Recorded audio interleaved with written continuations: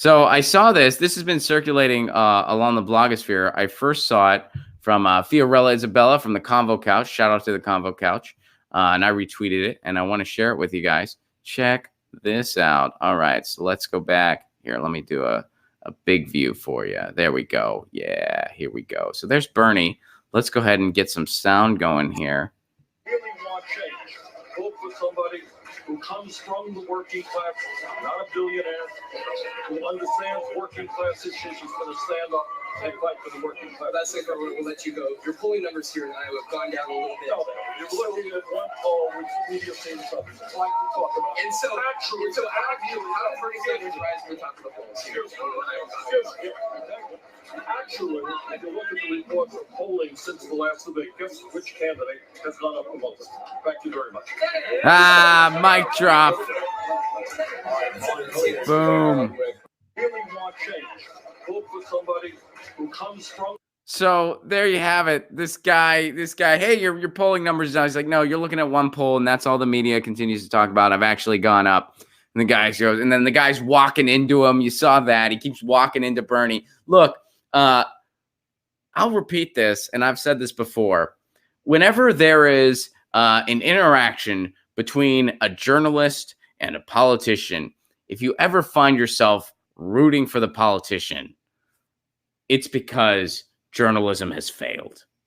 If you ever find yourself, and look at this smarmy dude, and he's, and I don't even know that reporter's name, to tell you the truth. I'm not sure exactly who that is off of just looking at this video, but they're just repeating what they're told to repeat. They're repeating what their overlords at MSNBC allow them to repeat.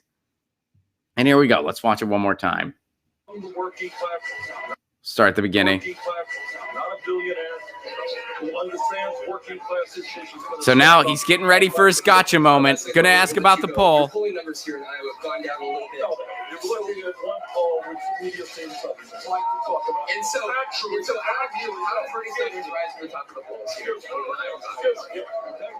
He keeps walking into him. The reports of polling since the last debate. Guess which candidate has gone up the most? Thank you very much. Boom. Thank you very much. Just again, like just a distraction. Like, oh yeah, you're down in the polls, because that's the narrative we want to push. And they don't have anything backing that up. They don't have there's a bunch of different polls out there. And if you actually look at what happened on the ground in Iowa, Bernie was the biggest turnout. But meanwhile, they want to look at this one poll that was probably just taken on the landlines. And it's not just MSNBC doing that. Fox News does it. CNN does it. The entire corporate media does it. And then they just repeat these ridiculous questions. And Bernie wasn't having it. Neither was Lucy. She's like, yeah, that was a ridiculous poll. And again, you find yourself rooting for the politician in this, for instance. You find yourself rooting for the politician. Why? Because the media has failed miserably. Because they uphold the bidding of the 1% and their corporate overlords, and they're not concerned with news and information at all. That question that gentleman asked, he was not concerned with news and information at all. He didn't want to genuinely know the answer. He doesn't genuinely believe Bernie's down in the polls. That's the narrative they have to give. That's the narrative they're told to promote. And when you find yourself rooting for a politician over a journalist, that's because these aren't journalists. These are just propagandists. These are just PR machines for the corporatocracy. That's what this is. And man, I hope someday I know what it feels like to actually live in a country that has a real media structure. We don't have it. We don't have, I used to say the media structure in the United States is toxic. Now I say we don't have a media structure in the United States, and that's toxic, because we don't.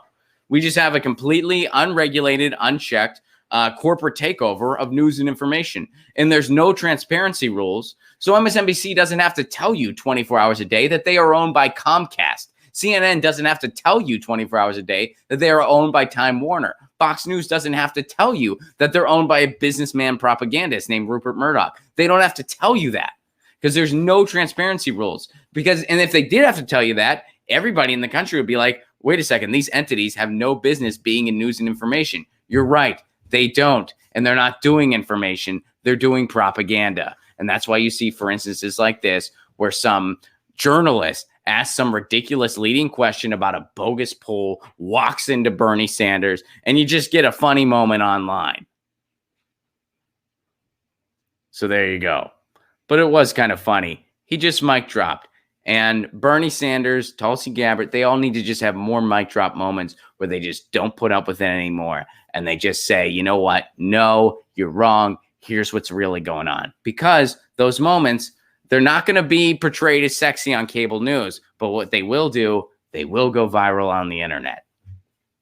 And that's where people are going anyway. Get your news on with Ron. Don't you want to know what's going on? We're getting our news on today.